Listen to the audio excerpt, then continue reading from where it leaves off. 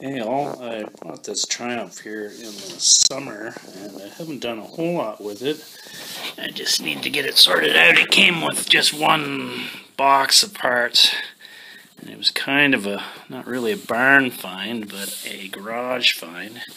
But in the box they had the points all tore apart, so I got that all sorted up.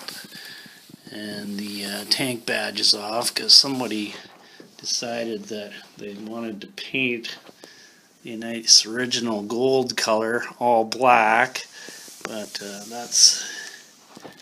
and when they put this mud guard on, they put the bracket on upside down, so it was like 2 or 3 inches above the tire. So we got that sorted, and I got a battery for it, and I've just been going through getting everything going. This switch here for the blinkers wasn't working, so I pulled it all apart and cleaned it up.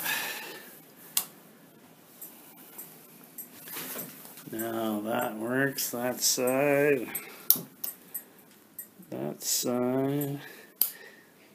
They're actually quite nice switches. They come all apart and you can clean the points. So this one here on this side, which is the high and low beam, I'm going to have to pull it apart and see if I can get it cleaned up too. Other than that, I got the points in it and I've had it running. I still need to get some mufflers for it, and of course I changed the oil before I got running, and I think I'll have to change it again. It was pretty down at the bottom of that mess. There's some real sludgy stuff that I had to clean out, scrape it out with my fingers and that. So it looks like somebody has been working. That's a new gasket on the carburetor. I didn't rebuild the carburetors, but I think somebody has, and hopefully should be all set to go. Get some mufflers for it, get the seat back on, and so right now tonight I think I'll take this switch apart and see how that goes.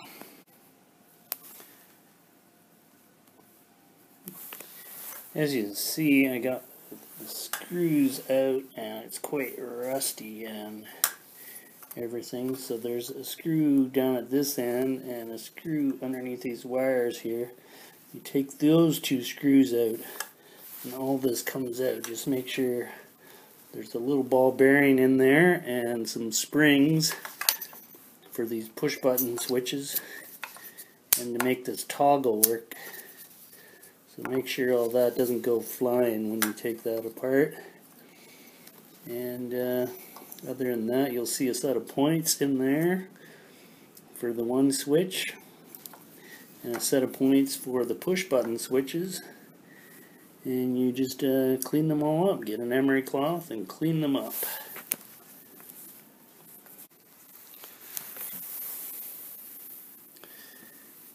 And so there's the inside of that switch. You can see there's springs and a little ball bearing.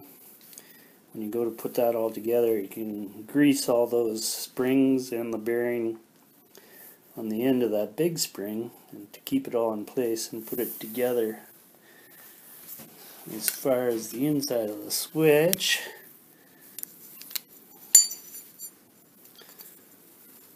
there it is. You can see the points there at that end,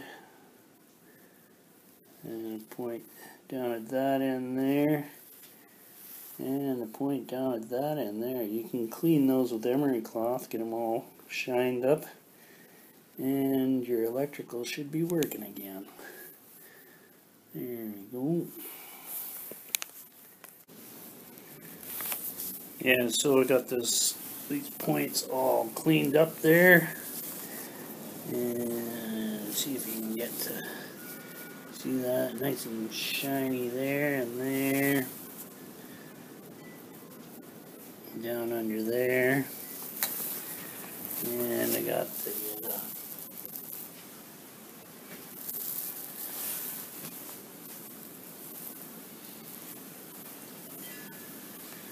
and I got the switch, little ball bearing on the end of the spring there with some grease, and the spring's all greased in. So you just basically drop that switch right back on top of there and put your screws in. We'll see how that goes. So yeah, I got the switch back on there.